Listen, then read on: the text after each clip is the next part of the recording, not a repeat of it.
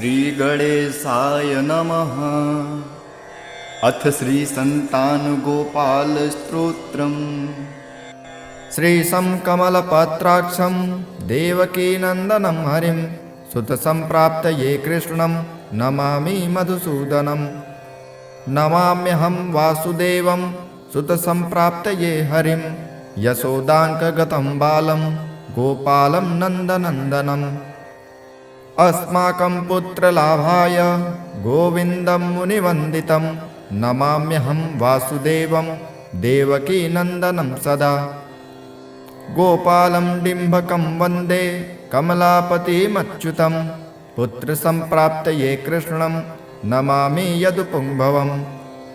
पुत्रकामेष्टिफलदं कञ्जाक्षं कमलापतिं देवकीनन्दनं वन्दे सुतसम्प्राप्तये मम।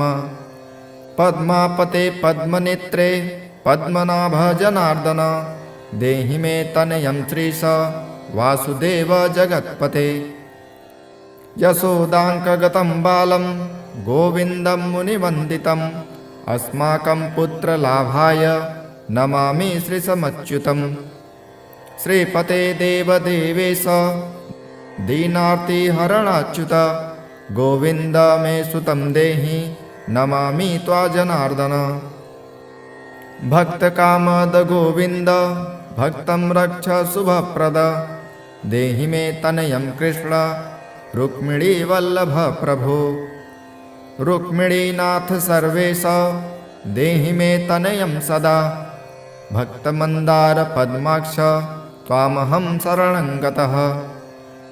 देवकीसुत गोविन्द वासुदेव जगत्पते देहि मे तनयं कृष्ण त्वामहं शरणं गतः। वासुदेव जगद्वन्द श्रीपते पुरुषोत्तम देहि मे तनयं कृष्ण त्वामहं शरणं गतः। कञ्जाक्ष कमलानाथ परकारुणिकोत्तम देहि मे तनयं कृष्ण त्वामहं शरणं गतः। लक्ष्मीपते पद्मनाभ मुकुन्द मुनिवन्दित देहि मे तनयं कृष्ण त्वामहं शरणं गतः। कार्यकारणरूपाय वासुदेवाय ते सदा नमामि पुत्रलाभार्थ सुखदाय बुधाय ते। राजीवनेत्र श्रीराम रावणारे हरे कवे तुभ्यं नमामि देवेश तनयं देहि मे हरे।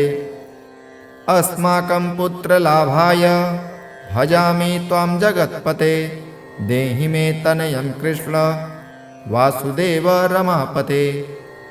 श्रीमानी निमाचोर गोपीवस्त्रापहारक देहि मे तनयं कृष्ण वासुदेव जगत्पते। अस्माकं पुत्रसम्प्राप्ति कुरुस्व यदुनन्दन रमापते वासुदेव मुकुन्द मुनिवन्दित। वासुदेव सुतं देहि तनयं देहि माधव पुत्रं मे देहि श्रीकृष्ण वत्सं देहि महाप्रभो। डिम्भकं देहि श्रीकृष्ण आत्मजं देहि राघव भक्तमन्दार मे देहि तनयं नन्दनन्दन। नन्दनं देहि मे कृष्ण वासुदेव जगत्पते कमलनाथ गोविन्द मुकुन्द मुनिवन्दित। अन्यथा शरणं नास्ति त्वमेव शरणं मम सुतं देहि श्रियं पुत्रं प्रदेहि मे। यशोदास्तन्यपानज्ञं पिबन्तं यदुनन्दनं वन्देऽहं पुत्रलाभार्थ कपिलाक्षं हरिं सदा। नन्दनन्दन देवेश नन्दनं देहि मे प्रभो रमापते वासुदेवं श्रियं पुत्रं जगत्पते। पुत्रं श्रियं पुत्रं मे देहि माधव अस्माकं दीनवाक्यस्य अवधारय श्रीपते। गोपाल डिम्भ गोविन्द वासुदेव रमापते अस्माकं डिम्भकं देहि श्रियं देहि जगत्पते। मध्वाचीतफलं देहि देवकीनन्दनाच्युत मम पुत्रार्थितं धन्यं कुरुस्व यदुनन्दन। याचेऽहं त्वा श्रियं पुत्रं देहि मे पुत्रसम्पदम्। भक्तचिन्तामणे राम कल्पवृक्ष महाप्रभो। आत्मजं नन्दनं पुत्रं कुमारं डिम्बकं सुतम्। अर्भकं तनयं देहि सदा मे रघुनन्दन। वन्दे सन्तानगोपालं माधवं भक्तकामदम्। अस्माकं पुत्रसम्प्राप्त्यै सदा गोविन्दमच्युतम्। ओङ्कारयुक्तगोपालं श्रीयुक्तं यदुनन्दनं। क्लींयुक्तं देवकीपुत्रं नमामि यदुनायकम्। वासुदेव मुकुन्देश गोविन्द माधवाच्युत। देहि मे तनयं कृष्ण रमानाथ महाप्रभो। राजीवनेत्र गोविन्द कपिलाक्ष हरे प्रभो। समस्तकाम्यवरद देहि मे तनयं सदा। अब्जपद्मनिभं पद्म वृन्दरूप जगत्पते। देहि मे वरसत्पुत्रं रमानायक माधव। नन्दपाल धरापाल गोविन्द यदुनन्दन। देहि मे तनयं कृष्ण रुक्मिणीवल्लभ प्रभो। दासमन्दार गोविन्द मुकुन्द माधवाच्युत। गोपाल पुण्डरीकाक्ष देहि मे तनयं श्रियम्। यदुनायक पद्मेश नन्दगोपवधूसुत। देहि मे तनयं कृष्ण श्रीधर प्राणनायक। अस्माकं वाञ्छितं देहि देहि पुत्रं रमापते। भगवन् कृष्ण सर्वेश वासुदेव जगत्पते। रमाहृदय संभार सत्यभामा मनः प्रियः। देहि मे तनयं कृष्ण रुक्मिणीवल्लभ प्रभो। चन्द्रसूर्याक्ष गोविन्द पुण्डरीकाक्ष माधव। अस्माकं भाग्यसत्पुत्रं देहि देव जगत्पते। कारुण्यरूप पद्माक्ष पद्मनाभ समर्चित। देहि मे तनयं कृष्ण देवकी नन्दनन्दन। देवकी सुत श्रीनाथ वासुदेव जगत्पते। समस्तकामफलद देहि मे तनयं सदा। भक्तमन्दार गम्भीर शङ्कराच्युत माधव। देहि मे तनयं गोप बालवत्सल श्रीपते। श्रीपते वासुदेवेश देवकी प्रियनन्दन।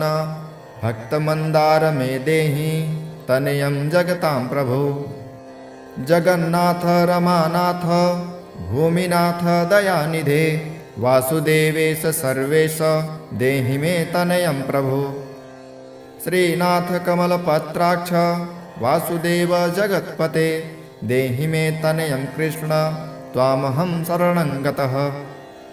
दासमन्दार गोविन्द भक्तचिन्तामणे प्रभो। देहि मे तनयं कृष्ण त्वामहं शरणं गतः। गोविन्द पुण्डरीकाक्ष रमानाथ महाप्रभो। देहि मे तनयं कृष्ण त्वामहं शरणं गतः। श्रीनाथ कमलपत्राक्ष गोविन्द मधुसूदन। मत्रपुत्र फलसिद्धर् भजामि त्वा जनार्दन। स्तन्यं पिबन्तं जननी मुखाम्बुजं विलोक्य मन्दस्मितमुज्ज्वलाङ्गं। प्रसन्तं मन्यस्तन्मङ्गुलिभिर्वन्दे यशोदाङ्कगतं मुकुन्दम्। याचेऽहं पुत्रसन्तानं भगवन्तं पद्मलोचनं। देहि मे तनयं कृष्ण त्वामहं शरणं गतः। अस्माकं पुत्रसम्पत्रे चिन्तयामि जगत्पते। शीघ्रं मे देहि दातव्यं भवता मुनिवन्दित। वासुदेव जगन्नाथ श्रीपते पुरुषोत्तम। कुरु मां पुत्रदत्तं च कृष्णदेवेन्द्रपूजित। कुरु मां पुत्रदत्तं च यशोदाप्रियनन्दनं। मह्यं च पुत्रसन्तानं दातव्यं भवतां हरे। वासुदेव जगन्नाथ गोविन्द देवकीसुत। देहि मे तनयं राम कौसल्या प्रियनन्दन।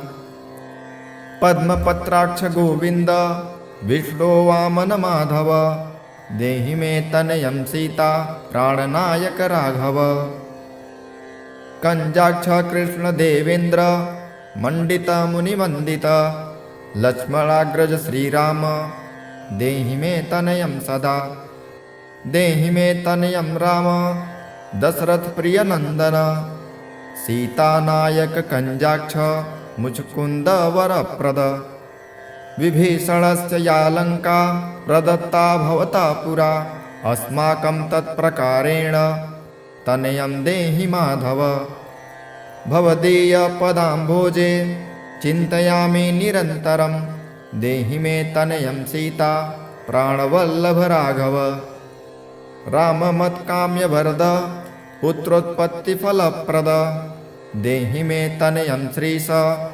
कमलासनवन्दित राम राघव सीतेश लक्ष्मणानुज देहि मे भाग्यवत्पुत्र संतानं दशरथात्मज श्रीपते देवकी गर्भसन्ताज यशोदा प्रियनन्दन देहि मे तनयं राम कृष्ण गोपाल माधव कृष्ण माधव गोविन्द वामनाच्युत शङ्कर देहि मे तनयं श्रीश गोपबालक नायक गोपबाल महाधन्य गोविन्दाच्युत माधव देहि मे तनयं कृष्ण वासुदेव जगत्पते दिशतु दिशतु पुत्रं देवकी नन्दनोऽयं दिशतु दिशतु शीघ्रं भाग्यवत्पुत्रलाभमं दिशतु दिशतु शीघ्रं श्रीशो राघवो रामचन्द्रो दिशतु दिशतु पुत्रं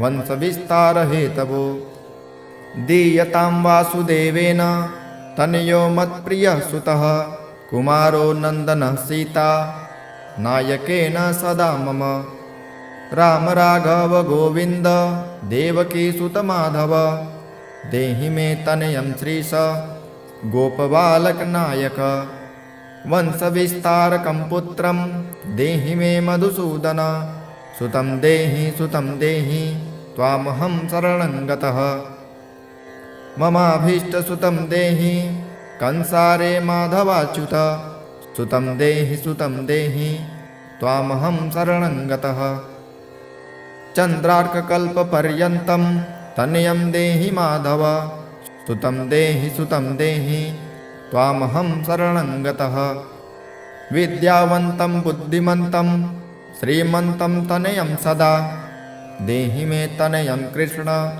देवकी नन्दन प्रभो नमामि त्वां पद्मनेत्र सुतलाभाय कामदं मुकुन्दं पुण्डरीकाक्षं गोविन्दं मधुसूदनं भगवन् कृष्ण गोविन्द सर्वकामफलप्रद देहि मे तनयं स्वामिन् त्वामहं शरणं गतः स्वामी त्वं भगवन् राम कृष्णमाधव कामद देहि मे तनयं नित्यं त्वामहं शरणं गतः तनयं दिहो गोविन्द कंजाक्ष कमलापते सुतं देहि त्वामहं शरणं गतः पद्मापते पद्मनेत्र पद्मुन्न जनक प्रभो सुतं देहि त्वामहं शरणं गतः शङ्खचक्र गदा खड्ग सारङ्गपाणे रमापते देहि मे तनयं कृष्ण त्वामहं शरणं गतः नारायण रमानाथ राजीवपत्रलोचन सुतं देहि देवेश पद्मपद्मानुवन्दितः राम राघव गोविन्द देवकी वरनन्दन रुक्मिणीनाथ सर्वेश नारदादिसुरार्चित देवकी सुत गोविन्द वासुदेव जगत्पते देहि मे तनयं श्रीश गोपबालक नायक मुनिवन्दित गोविन्द रुक्मिणीवल्लभ प्रभो देहि मे तनयं कृष्ण त्वामहं शरणं गतः गोपिकार्जित पंकेज मन्दासरक्तमानस देहि मे तनयं कृष्ण त्वामहं शरणं गतः रमाहृदयपङ्केज लोलमाधवकामद ममाभीष्टसुतं देहि त्वामहं शरणं गतः वासुदेव रमानाथ दासानां मङ्गलप्रद देहि मे तनयं कृष्ण त्वामहं शरणं गतः कल्याणप्रद गोविन्द मुरारे मुनिवन्दित देहि मे तनयं कृष्ण त्वामहं शरणं गतः पुत्रप्रद मुकुन्देश रुक्मिणी वल्लभ प्रभो देहि मे तनयं कृष्ण त्वामहं शरणं गतः पुण्डरीकाक्ष गोविन्द वासुदेव जगत्पते देहि मे तनयं कृष्ण त्वामहं शरणं गतः दयानिधे वासुदेव मुकुन्द मुनिवन्दित देहि मे तनयं कृष्ण त्वामहं शरणं गतः पुत्रसम्प्रदातारं गोविन्दं देवपूजितं वन्दामहे सदा कृष्णं पुत्रलाभप्रदायिनं कारुण्यनिधये गोपी वल्लभाय मुरारये नमस्ते पुत्रलाभाय देहि मे तनयं श्रियो नमस्तस्मै रमेशाय रुक्मिणी वल्लभाय ते देहि मे तनयं श्रीश गोपबालकनायक नमस्ते वासुदेवाय नित्यश्रीकामुकाय च पुत्रदाय च सम्पेन्द्र सायिने रङ्गसायिने रङ्गसायिने रमानाथ मङ्गलप्रदमाधव देहि मे तनयं श्रीश गोपबालकनायक दासस्य मे सुतं देहि दीनमन्दार राघव सुतं देहि देहि पुत्र रमापते यशोदातनयाभीष्टं पुत्रदानरतः सदा देहि मे तनयं कृष्ण त्वामहं शरणं गतः मदिष्टदेव गोविन्द वासुदेव जनार्दन देहि मे तनयं कृष्ण त्वामहं शरणं गतः नीतिमान् धनवान् पुत्रो विद्यावांश्च प्रजापते भगवत्सन्कृपास्याश्च वासुदेवेन्द्रपूजित यः पठेत् पुत्रशतकं सोऽपि सत्पुत्रवान् भवेत् श्रीवासुदेवकथितं स्तोत्ररत्नं सुखाय च जपकाले पठे नित्यं पुत्रलाभं धनं श्रियम् ऐश्वर्यं राजसम्मानं सद्यो याति न संशयः इति श्री संतानगोपालस्तोत्रम्।